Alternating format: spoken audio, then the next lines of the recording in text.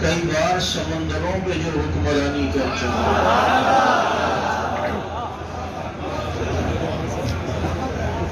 اور یہ سچ ہے کہ خطرہ اغیار بہت ہے، پر کیا کرے صحابہ سے پیار ہوا،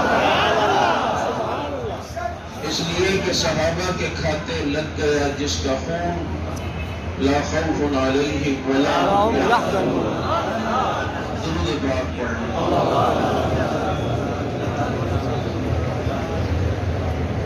واجب الاحترام معزز علماء کرام، گرامی قدر سامعین، عزیز ساتھی اور محترم دوست اور معزز بزرگوں، آج کا یہ عظیم الشان پروگرام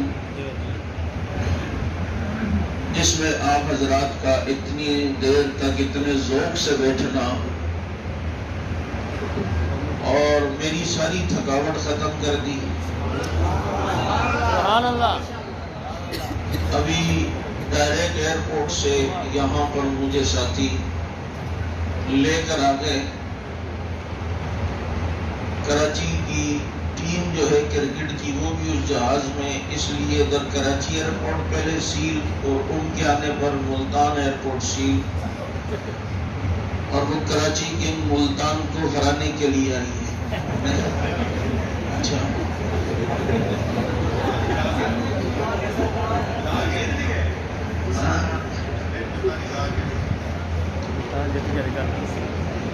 ہمارے نزدیک یہ فتح کوئی فتح نہیں ہے۔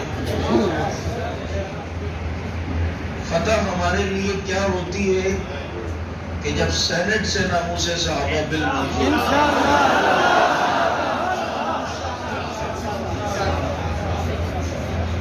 بھائی رفیق صاحب کی محبت ہے کہ وقتاً فوقتاً ان کے پاس آنا ہوتا ہے، اور یہاں ان کی پوری ٹیم، اللہ انہیں جزائے خیر عطا فرمائے۔ مجھے رستے میں بتلایا کہ معراج النبی آج کے اس پروگرام کا عنوان ہے، اس پر میں مختصر گفتگو کر کے چند معروضات آپ کے گوش گزار کروں گا۔ آپ کو پتہ ہے آپ صلی اللہ علیہ وسلم کے بے شمار معجزات ہیں، اور ایک حدیث میں آتا ہے کہ جس نبی کے جتنے امتی ہوتے ہیں اتنے اس نبی کے معجزات ہوتے ہیں۔ اس سے اندازہ کر لیں کہ ہمارے نبی کے معجزات کتنے ہیں۔ لیکن 3 معجزات ہمارے نبی کے بڑے معجزات کہلاتے ہیں۔ ان 3 میں پہلا بڑا معجزہ قرآن ہے، دوسرا بڑا معجزہ معراج ہے، اور تیسرا بڑا معجزہ جماعت صحابہ ہے۔ میں نے کسی جگہ بیان کیا، مجھے ایک مولوی صاحب کہنے لگے کہ صحابہ بھی نبی کا معجزہ ہے۔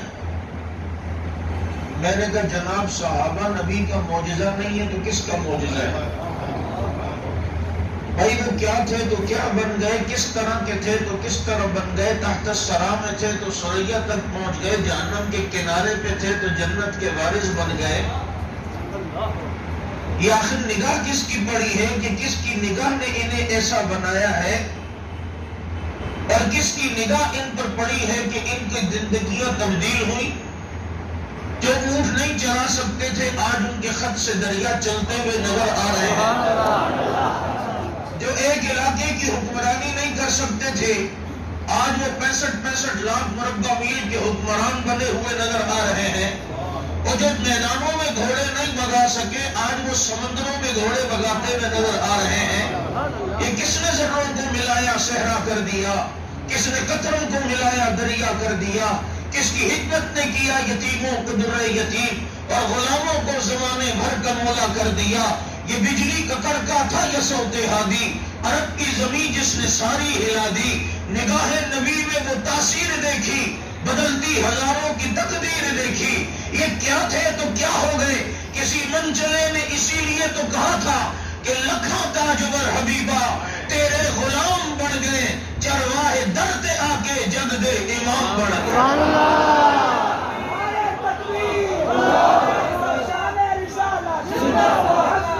جماعت صحابہ یہ معجزہ ہے میرے نبی کا،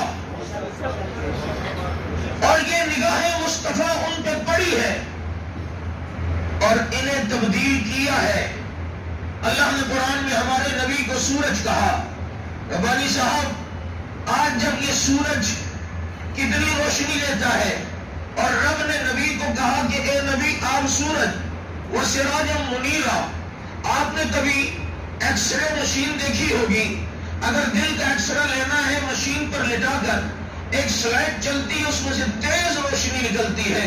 وہ روشنی آپ کی یہ عضلات اور ہڈیوں اور یہ سارے گوشت کو کراس کر کے اندر دل تک جاتی ہے اور دل سے باہر لا کر ایکس رے پیپر پر وہ ایک عکس نظر آتا ہے, ایک تصویر نظر آتی ہے. کہتے ہیں اس روشنی کا کمال ہے جو اندر تک جا کر یہ عکس لے کر آئی ہے. میں نے تصورات میں پوچھا تھا آپ تو رب نے آپ کو سورج کہا ہے, پھر جب آپ کی روشنی صدیق پر پڑتی تھی, جب صحابہ پہ پڑتی تھی, تو پھر نبوت کی روشنی بھی ان کی کھالیں اور ان کی ہڈیاں اور گوشت کو کراس کرتے ہوئے قلوب صحابہ تک پہنچی اور وہاں سے پھر تصویر کہاں کھینچ کے آئی. آئے صحابہ کی قسمت دیکھو, آج تیرے سامنے کوئی بیٹھا ہوتا ہے, اس کی آنکھوں میں تو اپنی تصویر دیکھتا ہے. محمد کی آنکھوں میں جن کی تصویر نظر آتی تھی انہی کو دنیا نبی کے صحابہ کہتے ہیں.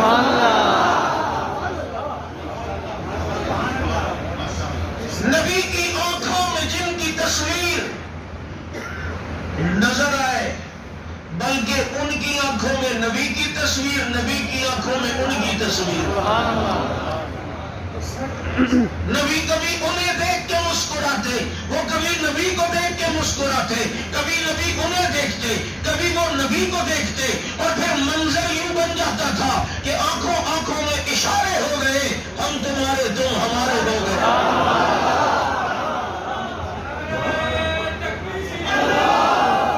پھر یہ چلے نبی کا معجزہ, اس کو تو میں آتا ہوں. دوسرا معجزہ میں نے کہا تھا معراج. آج بہت سے لوگ معراج کے منکر بھی ہیں, کہتے نہیں وہ بیت المقدس تک تو گئے لیکن آسمانوں پر نہیں, عرش پر نہیں, یہ خواب میں گئے تھے. ویسے کیسے جا سکتا ہے کوئی آدمی, آگے فضا ہے, خلا ہے, آگ کا بہت بڑا ہیولا ہے, آگے بلیک ہال ہے, آگ کی بہت بڑی وادی ہے, یہ کیسے گزر سکتے ہیں؟ یہاں ذرا سوچو. میں نے کہا جانے والے کو نہ دیکھ, لے جانے والے کو دیکھ, وہ ہر چیز پہ قادر ہے. اور دوسرا سوال پوچھ تو کون ہے؟ وہ کہے گا میں آدمی ہوں. کہا آدمی کس کو کہتے ہیں؟ کہتے ہیں آدم کی اولاد کو. تو میں نے کہا جس رستے پہ نبی پہ جانے پر اعتراض کر رہا ہے, اسی رستے سے رب نے آدم اور حوا کو بھی زمین پہ بھیجا یا نہیں بھیجا؟ جو رب اس رستے سے کسی اور کو بھیج سکتا ہے اور ایک عورت حوا بھی اسی رستے سے آ سکتی ہے, تو اپنے محبوب کو لے جا کر واپس کیوں نہیں لا سکتا؟ اور یہ ارادہ کیا محبوب کو بلانے کا, کیونکہ ان یتیم ہے نا, والد نہیں ہے. بچہ ذرا سا بڑا ہوتا ہے, باپ گھمانے پھرانے لے جاتا ہے, سواری پہ سواری کراتا ہے, لیکن یہ تو یتیم. رب نے کہا لم یجد کا یتیما فآویٰ. محبوب آپ یتیم ہیں لیکن آپ کو ٹھکانہ دوں گا. آپ یتیم ہیں لیکن آپ کو مقام و مرتبہ ملے گا. آپ یتیم ہیں لیکن آپ کو سہارا ملے گا. اگر آپ یتیم ہیں اور آپ کو بچپن میں سواری پہ سوار کرانے والا کوئی نہیں, سیر کروانے والا کوئی نہیں, میں جنت کی سواری کو تیری سواری بناؤں گا. اور جب تو سفر کرے گا تیرے گھر کے سفر پہ آسمان ہوں گے, تیرے گھر کے سفر میں عرش ہوگا, تیرے گھر کے سفر میں یہ فضائیں ہوں گی, اور یہ تو یہاں سے وہاں تک آئے گا. چنانچہ جبریل جا میرے محبوب کو لے آ. اب نبی کو بلانے کے لیے آئے ہیں, پیغمبر آرام فرما رہے ہیں, نبی کی کلیوں پہ جبریل نے بوسہ دیا, پیغمبر کی آنکھ کھل گئی. میں نے تصورات میں پھر جبریل سے پوچھا, جبریل تو جنت میں گھوما, تو نے حور و قصور دیکھے, لیلات پھول دیکھے, جنت کی نہر دیکھی, سونے چاندی کے محل دیکھے, تو نے سینہ دیکھا, تو نے جمال عیسیٰ دیکھا, تو نے جلال موسیٰ دیکھا, تو نے قد آدم دیکھا, تو نے بزرگی ابراہیم دیکھی, تو نے جلال نوح دیکھا. تجھے بتا جبریل, تجھے رب کی قسم تجھے مزہ کہاں آیا؟ تو جبریل تاک کے کہتا ہے نہ جنت میں نہ جنت کی گلیوں میں پایا, مزہ جو محمد کی گلیوں میں پایا.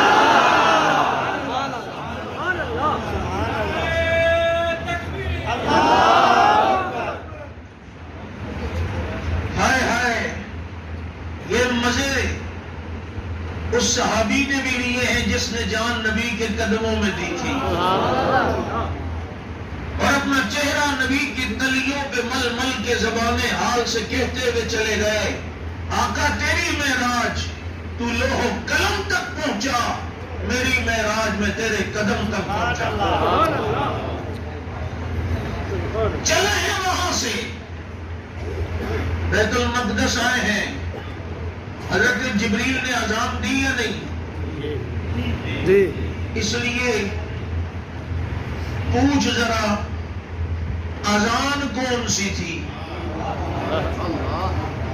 چل اسی پہ فیصلہ کر دیتے ہیں، جو تیرے یہاں ہوتی ہے جو میرے یہاں ہوتی ہے، جو جبریل نے دی اسی کو فالو کر لیتے ہیں۔ نہیں سمجھ آئی؟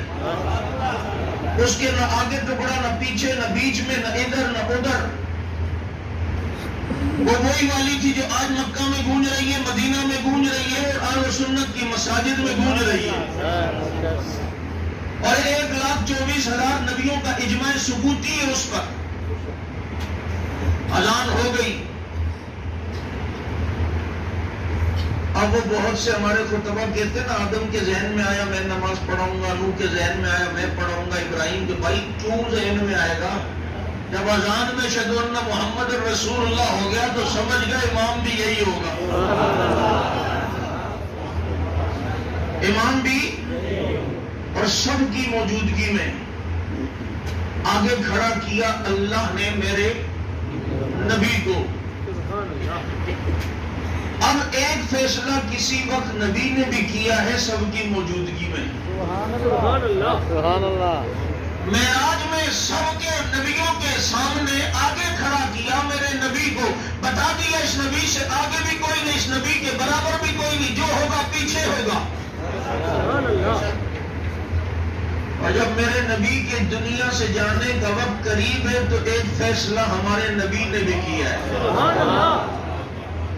مروا ابا بکر فلیصلی بالناس، اور ان کو آگے کھڑا کر کے بتا دیا ابو بکر سے آگے بھی کوئی نہیں، ابو بکر کے برابر بھی کوئی نہیں، جو ہوگا پیچھے ہوگا۔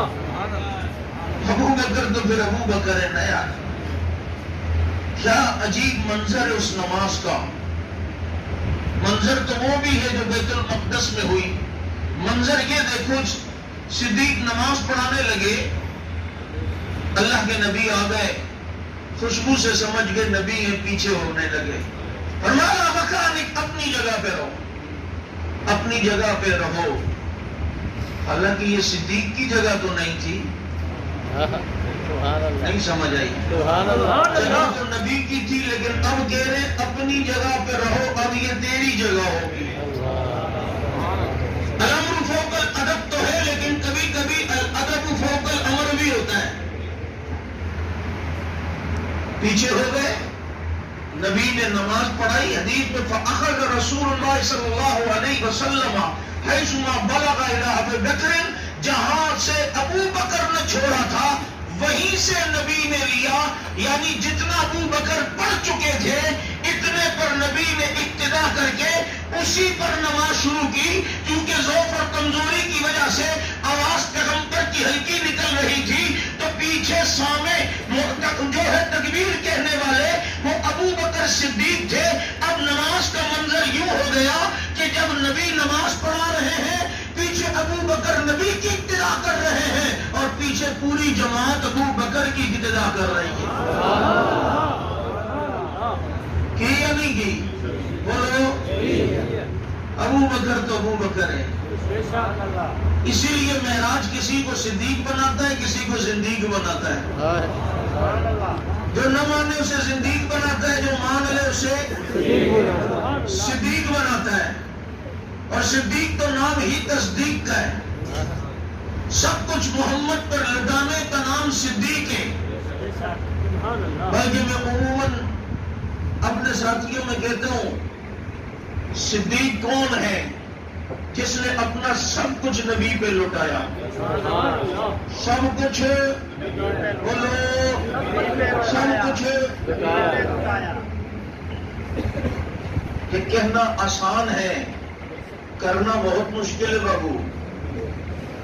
हिजरत की रात ही देख लो, जब चारों तरफ से नबी के घर को काफिरों ने घेरा, मेरे नबी ने मट्टी उठाई और फेंकी और हजरत अली को अपने बिस्तर पे सुला दिया। कहा अली तू मेरे बिस्तर पे सो जाता कि बाहर ये जितने काफिर हैं ये तुझे ही नबी समझते रहेंगे, हालांकि तू तो अली है, वली है, गुल की कली है, लेकिन ये बाहर जितने भी काफिर है वो ये समझेंगे अली तू नबी है, जिब्रील तेरी तरफ आता है और तेरी तरफ वही लेकर आता है, हालांकि तू तो अली है, लेकिन ये समझते रहेंगे। मुज़ार मुस्तक़बिल के लिए भी आता है तो चुनाचे ये समझते रहेंगे तू ही है। अपने बिस्तर पे सुला लिया, चादर उड़ा ली है, वहां से निकले चले हैं। मैंने तसव्वुरात में अली से पूछा, अली नबी चले गए, आप इतनी सुकून से मीठी नींद सो गए, आपको परवाह नहीं थी, आपको इस चीज की सोच नहीं थी कि नबी क्या होगा और नबी आगे का सफर कैसे करेंगे? तो मुझे तसव्वुरात में अली जवाब देते हैं, मुझे फिक्र तो बहुत लाहिक हुई, लेकिन जाते हुए मैंने पूछा आका जा कहां रहे हैं? तो जब मुझे पहरेदार का पता चला तो मुतमईन हो गया कि नबी का पहरेदार अबू बकर सिद्दीक है। पहरेदार अबू बकर मुस्तफा का हम सफर,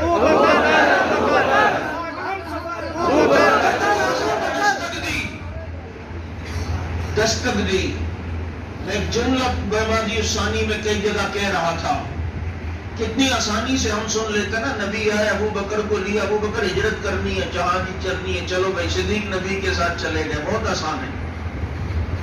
रात को खुदा का 2-3 बजे सीटीडी छापा मारे किसी के यहाँ, वो दूसरी खिड़की से छलांग लगा के अपने जिगरी दोस्त के पास आए और कहा तू तो मेरा जिगरी दोस्त है, तूने जीने मरने की कसमें खाई हैं, चल यार हिजरत करते हैं, हम यहाँ से भागते हैं। वो पहले तो यूं देखेगा, फिर यूं देखेगा, फिर वो देखेगा और कहेगा यार दिमाग तेरा ठीक है अल्लाह के बंदे, मेरे घर में 2 बेटियां हैं, एक मेरा नाबीना बूढ़ा बाप है, मैं मुल्तान का बहुत बड़ा ताजिर हूँ, ये सारा सेटअप होता है यार। अब ऐसा भी नहीं होता, आदमी कोई सेटिंग होती है, कोई तरीकेकार होता है। मैंने कहा फिर तेरी मोहब्बत कहाँ गई? बातें करता है लाखों की दुकान है हजरत के पापों की, अब बता ना तेरी मोहब्बत किधर है, इश्क किधर है? ये देख सिद्दीक जिसके घर में 2 बेटियां हैं, 6 साल की आयशा है, एक बड़ी बेटी अस्मा है, नाबीना बूढ़ा बाप है, सिद्दीक मक्के का बहुत बड़ा ताजिर है और नबी रात के किसी पहर में आके कहते हैं अबू बकर चलना है और खुदा की कसम सबको जो छोड़ दे मोहम्मद को न छोड़े, इसी को अबू बकर सिद्दीक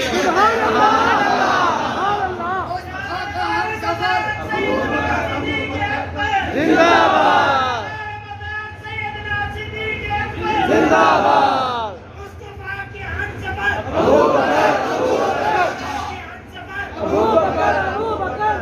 और सिद्दीक को पता था कि अगला छापा मेरे घर पड़ना है, ये है दोस्ती। और हुआ भी, जब देखा चादर में नबी नहीं अली है तो सबने एक जबान का अबू बकर के घर बाबू वहां होंगे। अल्लाह वो भी मानता है कि साथ रहते हैं। छापा लगा, दरवाजे पे लात मार के अबू जहल उतबा शेबा दाखिल हुए। आज कहते हैं यार आपकी जमात बहुत अच्छी है, देखो सेनेट तक बिल पहुंच गया, ये हम दुआएं करेंगे। साथ इसलिए नहीं कि सुना यार यूं भी हो जाता है, हमारे घर में औरतें हैं ना पर्दे वाली हैं, फिर चादर 4 दीवारी का तकद्दुस पामाल होता है, ये होता है वो होता है। और मेरे तेरे घर की चादर 4 दीवारी का तकद्दुस सिद्दीक की चादर 4 दीवारी से ज्यादा है। मेरी बेटी की इज्जत क्या सिद्दीक की बेटी से ज्यादा है? खुदा की कसम वो बूढ़ा सिद्दीक तो किसी की परवाह नहीं करता। वो चादर 4 दीवारी का तकद्दुस तो सिद्दीक का है। जो सिद्दीक मदीने में घर बनाए और मस्जिद नबवी में दरवाजे कई सहाबा के खुलते थे, लेकिन मेरे नबी ने सिद्दीक की चादर 4 दीवारी के तकद्दुस का इतना ख्याल रखा कि आका ने एक दिन हुक्म जारी कर दिया, मस्जिद नबवी में सारे दरवाजे बंद होंगे, सिर्फ दरवाजा खुलेगा तो अबू बकर सिद्दीक का खुलेगा। ये है चादर 4 दीवारी का तकद्दुस। लेकिन उसे परवाह नहीं, तू भी नीयत कर सिद्दीक, اگر تو نبی کی محبت میں کسی کی پرواہ نہیں کرتا، میں تیری محبت میں کسی کی پرواہ بھی نہیں کروں گا۔ اور لگا چھاپا، اور چھاپا مارنے والوں میں ابو جہل، عتبہ، شیبہ، ربیعہ، ابو سفیان اس وقت تک مسلمان نہیں ہوئے تھے۔ آ کر اسما سے پوچھا کہاں ہے تیرا باپ؟ نبی کہاں ہے؟ کہا پتہ ہے۔ کہا پتہ ہے بتا۔ کہا بتاؤں گی تھوڑی، کافر کو پتہ نہیں بتاؤں گی، باقی تیری مرضی ہے۔ ادھر آ ستم کر ہم ادھر آزمائیں، تو تیر آزما ہم جگر آزمائیں۔ اب پڑ ڈالا ابو جہل نے۔ جب دوسرا تھپڑ مارنے لگا نا تو ابو سفیان نے ہاتھ پکڑ لیا۔ شرم کر، عورت ذات پہ ہاتھ اٹھاتا ہے، کوئی مکے کی روایت کا بھی خیال کر۔ ملتان والو، مجھے کہنے لگا مولوی صاحب اتنے سمجھدار ہو، کس رستے پہ نکل گئے ہو؟ میں نے کہا صدیق کی بیٹی کے تحفظ میں۔ صدیق کی بیٹی کا تحفظ، اس سے ملتا کیا ہے؟ اس پر اجر اور فضیلت کیا ہے؟ میں نے کہا دیکھ، اس چھاپا مارنے والوں میں اللہ نے ہدایت کی صرف اسی کو دی جس نے صدیق کی بیٹی کا دفاع کیا ہے۔ نہ ابو جہل کو ہدایت ملی، نہ عتبہ کو ملی، نہ شیبہ کو ملی، نہ ربیعہ کو ملی، ملی تو ابو سفیان کو۔ صرف ہدایت نہیں، صحابی بنا۔ صرف صحابی نے اس کے گھر کو دار الامن کہا۔ صرف دار الامن نہیں، حنین کی جنگ میں معاویہ کے والد ابو سفیان کو نبی نے مالا غنیمت کا امیر بنایا ہے۔ اور ہدایت بھی اسی کو ملتی ہے جو صدیق کی بیٹی کا دفاع کر رہا ہے۔ اور ان عمل سے رب نے بتایا ہے کہ صدیق کی بیٹی کے دفاع کی قیمت رب کی نظر میں اتنی بلند ہے، اتنی بلند ہے کہ وہاں ہدایت ملتی ہے اور 14ویں صدی میں ایسے لوگوں کی قبروں سے خوشبو آتی ہے۔ سبحان اللہ، اللہ۔ ہمیں کہتے ہیں کس رستے پہ چل رہے ہو؟ موت دیکھ کر بھی موت کے رستے پہ چلنا کون سی عقل مندی ہے؟ میں نے کہا ایئر ایشیا جہاز کو حادثہ ہوا، پی آئی اے کو بھی ہوا، اسلام آباد میں ایئر بلو کو بھی حادثہ ہوا، یہ راستہ تھا، کتنے سارے لوگ اس میں بیچارے چلے گئے۔ میں نے کہا موت کو دیکھ کر میں نے بڑے بڑے دانشوروں کو دیکھا کہ بائی روڈ سفر نہیں کرتے، جہازوں میں ہی جاتے ہیں۔ میں نے کہا جب تم موت کو دیکھ کے موت کا راستہ نہیں چھوڑتے، میں موت کو دیکھ کر صدیق کی چوکیداری کیسے چھوڑ دوں؟ اللہ اللہ، کہ اس نے تو اپنا سب کچھ لٹایا ہے۔ پروانے کو چراغ، بلبل کو پھول، بس صدیق کے لیے ہے خدا کا رسول بس۔ اور لیا ہے نبی کو لے کے چلے ہیں، چلے گئے۔ ایک کہتے صدیق خلافت لے گیا، میں نے انی دیا اٹھے دے پورا نبی کو لے گیا۔ تو خلافت کے مسئلے پہ پڑا ہوا ہے، ادھر نبی کو ہی لے گیا اور لے کے بھی گیا۔ صدیق نیچے ہو، کندھے پہ بیٹھنا ہے نا۔ ربا کیوں کہ نیچے ہو کہ آج میں نے تجھے اونچا کرنا ہے۔ اور کندھوں پہ بیٹھے اور بلا فصل لگ رہے تھے، کوئی فاصلہ ہی نہیں، کوئی فاصلہ نہیں۔ اور بلا فصل تو اتنی بدی چیز ہے، جس نے آج بھی نبی کے ساتھ بلا فصل دیکھنا ہے وہ صدیق کو دیکھ لے، آج بھی اپنی آنکھوں سے، اور ایسے سو رہا ہے۔ آپ کو پتا ہے نا مردے کو قبر میں لٹانے کا سنت طریقہ، اسے کروٹ کے بل لٹایا جائے، پیٹ بھی قبلے کی طرف ہو، سینہ بھی قبلے کی طرف، چہرہ بھی قبلے کی طرف۔ دیکھو نا بدر میں کتنے سو رہے ہیں، ان کا چہرہ بیت اللہ کی طرف ہے۔ احد میں جو سو رہے ہیں ان کا چہرہ بیت اللہ کی طرف ہے۔ بدر میں، احد میں، تبوک میں، حنین میں، جو کربلا میں بھی سو رہے ہیں ان کا چہرہ بھی بیت اللہ کی طرف۔ ساری دنیا میں مسلمانوں کی قبریں ہیں، وہ اپنی قبروں میں سو رہے ہیں، ان کا چہرہ بیت اللہ کی طرف ہے نا۔ لیکن کائنات میں ایک ابو بکر کو یہ فضیلت حاصل ہے، وہ اپنی قبر میں سو رہا ہے، اس کا چہرہ بیت اللہ کی طرف بھی ہے اور اس کا چہرہ رسول اللہ کی طرف بھی ہے۔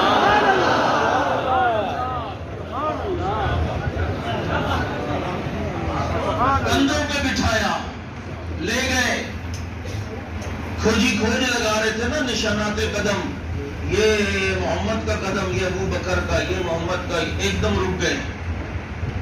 کہا کیا ہو گیا تمہیں؟ کہا ابھی تک 2 آدمیوں کے نشانات قدم تھے، اب ایک کے ہیں. دوسرا دائیں بائیں کہیں گیا ہے تو اس کے کوئی قدموں کے نشان دونوں ایک دم غائب کہاں سے ہو گیا؟ اسے کیا پتا وہ یہاں آ گیا ہے.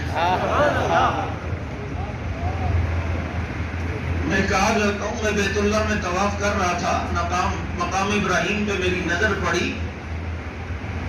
میں نے سوچا یہاں صدیق نے بھی طواف کیا، اس کے ذہن میں بھی آیا ہوگا ربا اس پتھر کی کیا کوالٹی ہے تو نے اپنے گھر میں جگہ دی. آواز آئی ہوگی صدیق یہ عام پتھر نہیں، اس کی پشت کو سونگ، اس کی پشت سے میرے خلیل کے قدموں کی خوشبو آ رہی ہے. اس نے میرے ابراہیم کے بوجھ کو اٹھایا ہے، سونگ ذرا اس کی پشت کو، اس کی پشت سے میرے خلیل کے قدموں کی خوشبو آ رہی ہے، اس لیے سے میں نے بیت اللہ میں جگہ دے دی. میرا وجدان کہتا ہے پھر صدیق نے بھی زلفوں کو جھٹک کر آسمان کی طرف دیکھتے ہوئے ناز و نخروں میں کہا ہوگا ربا اگر وہاں سے تیرے خلیل کے قدموں کی خوشبو آ رہی ہے تو پھر یہاں سے تیرے حبیب کے قدموں کی خوشبو آ رہی ہے.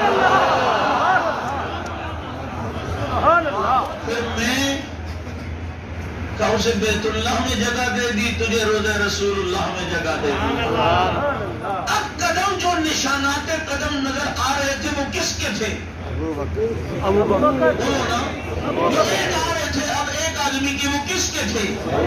کس کے تھے؟ یہ رب نے ماحول بنا کر بتایا جس نے نبی تک پہنچنا ہے صدیق کے نقش قدم پہ چل کے آئے گا تو نبی کو پائے گا. لے گئے جا کے سلا دیا، جھولی میں لٹا دیا، سلا دیا. میں اور تو چاند دیکھتے یوں کر کے، صدیق دیکھتا تھا یوں کر کے. اصل میں صدیق کا جو کچھ تھا نا وہ نبی کی جھولی میں ڈالا، تو رب نے کہا میرا بھی جو کچھ ہے میں نے آج تیری جھولی میں ڈالا. تیرا سب کچھ میرے محبوب کی جھولی میں، میرا سب کچھ ہے صدیق آج تیری جھولی میں. اور بدلہ چکاؤں گا. 3 دن میرے محبوب کو اپنے قدموں میں سلایا نا، قیامت تک تجھے اس کے قدموں میں سلا دوں اور بلا فصل سناؤں گا، بلا فصل، تاکہ دنیا کو پتہ چلے کہ نبی کے بعد اگر اس امت میں کوئی ہے تو ابو بکر صدیق ہے. دمادم مست کلندر صدیق دا، صدیق دا، صدیق دا، پہلا نمبر. رفیق صاحب مجھے کہنے لگا تم علی کا 4تھا نمبر مانتے ہو؟ میں نے کہا جی الحمدللہ.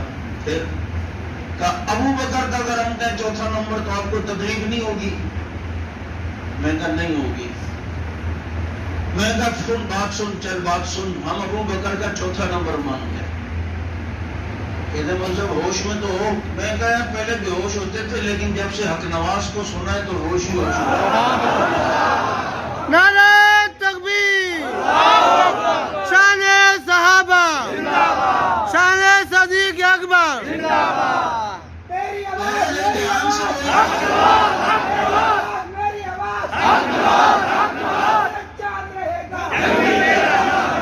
ہم تو مانتے ہی صدیق کا 4تھا نمبر ہے. ہوش میں ہو؟ میں کہا پہلے نہیں تھے اب آ گئے. کہتے دیکھ لو مکر نہیں جانا. میں نے کہا نہیں، جو بات ممبروں میں رات پہ کہتے ہیں وہی میاں والی جیل کے تخت رار پہ بھی کہتے ہیں. کہتے بتا دوں باہر جا کے سب کو کہ آپ نے ایکسپٹ کر لیا، مان لیا صدیق کا 4تھا نمبر؟ میں نے کہا بتا دینا، لیکن یوں جا کے بتانا وہ کہہ رہا تھا کہ پہلا نمبر خدا کا، دوسرا مصطفیٰ کا، تیسرا باقی انبیاء کا، 4تھا ابو بکر صدیق کا. میرا مولوی صاحب گل تو پھر بھی ہوئی ہے. پہلا نمبر خدا کا، دوسرا مصطفیٰ کا، تیسرا باقی انبیاء کا اور 4تھا. اور یہ 4تھا ہونے کے باوجود بھی دمادم مست کلندر صدیق ہے یا نہیں؟ ادھر تم کیا سمجھ رہے ہو؟ حیدری چلا گیا تمہیں کوئی جواب دینے والا نہیں.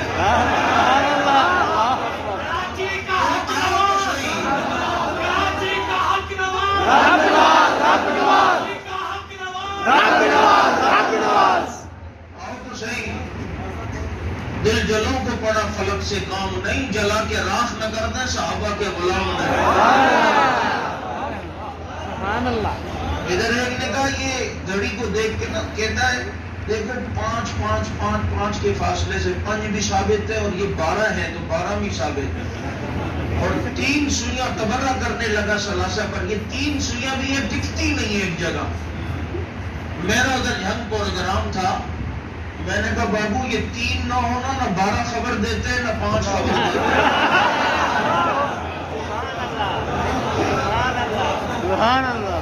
یہ 3 ہوں گی تو 12 خبر دیں گے اور 5 خبر دیں گے، اور یہ ایسا ہی نہیں، یہ 12ویں گنتی پوری تبھی ہوگی جب صدیق کو مانے گا، کیونکہ حضرت جعفر کہتے ہیں ملکنی ابو بکر مرتین، ابو بکر نے مجھے 2 بار جنا ہے، وہ میرا دادا بھی لگتا ہے میرا نانا بھی لگتا ہے۔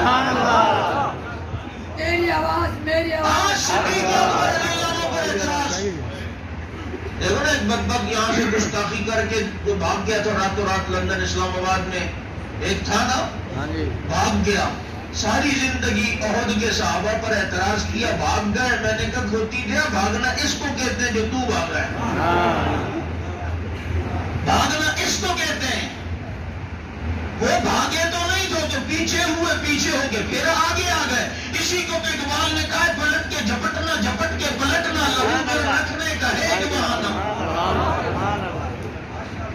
وہ بھاگے نہیں، بھگانے والے ہیں، وہ بھگانے والے۔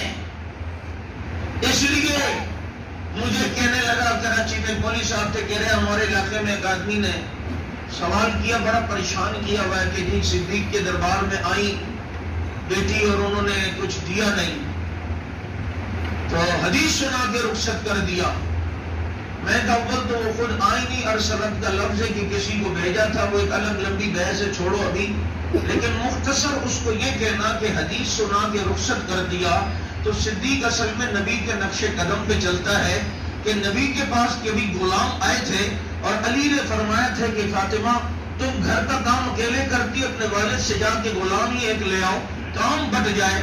بیٹی گئی، دیکھا لوگے تو آ گئی، نبی نے دیکھ لیا، بعد میں نبی آئے کہ بیٹی کیوں آنا ہوا، اپنی حالت دکھا رہے، ابا جان چکی خود چلاتی ہوں، یہ فاطمہ کے نرم و نازک ہاتھ دیکھے گڑے پڑ گئے ہیں، کپڑے میلے رہتے ہیں، جھاڑو بھی خود لگاتی ہوں، حسنین کو سنبھالتی ہوں، علی کی خدمت کرنی پڑتی ہے، گھوڑے کا چارہ بھی خود تیار کرنا پڑتا ہے، ابا جان تھک جاتی ہوں، ایک غلام کے پاس آئے ہیں تو ایک غلام مجھے بھی دے دیں۔ تو پتہ ہے نبی نے دنیا نہیں دی، غلام نہیں دیا، حدیث سنائی، بیٹا رات کو سوتے ہوئے 33 بار سبحان اللہ، 33 بار الحمدللہ، 34 بار اللہ اکبر پڑھ لیا کرو، یہ غلام سے بہتر ہے۔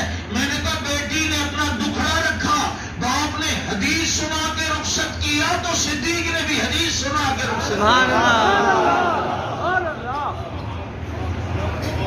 صدیق نے بھی بولو حدیث سنا کے۔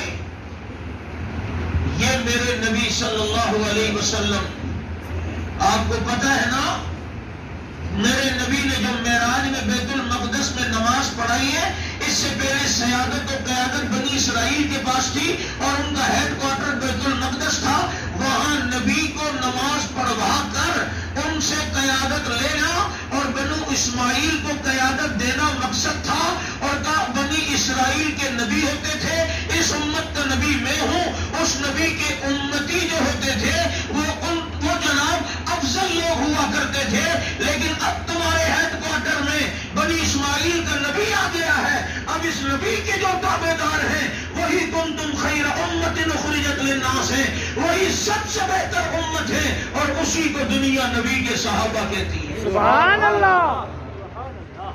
آج ان کی عزت و ناموس کا پہرا یہ ہم اپنے عبادت سمجھتے ہیں، اپنے لیے سعادت سمجھتے ہیں، اپنے لیے باعث فخر سمجھتے ہیں۔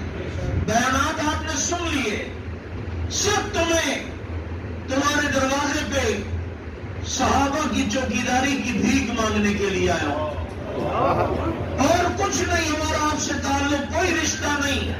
اگر یہ تعلق اور رشتہ ہے تو یہی ناموس صحابہ رسول کے تحفظ کا رشتہ ہے۔ کیا ہوتا ہے کبھی وقتی حالات کی چھننی یہ ہوتی ہے لیکن یاد رکھو قیامت تک صحابہ اکرام کے یہ غلام رہیں گے دیکھو نا، نبی اور صدیق جب غار میں گئے تو پیچھے مکڑی نے جالا تھا نا، کبوتری نے انڈے دیے.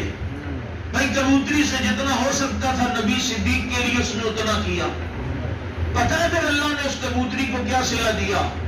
محققین علماء نے لکھا ہے آج حرم میں جتنے بھی کبوتر ہیں وہ اسی کبوتری کی نسل ہے. اللہ نے اس کی نسل ختم نہیں کی اور نہ کر کے مجھے تجھے ایک سبق دیا ہے کہ نبی اور صدیق کی پہرے داری اگر کبوتری کرے نسل اس کی بھی ختم نہیں ہوتی، اور اگر حق نواز کرے تو نسل اس کی بھی ختم نہیں ہوتی.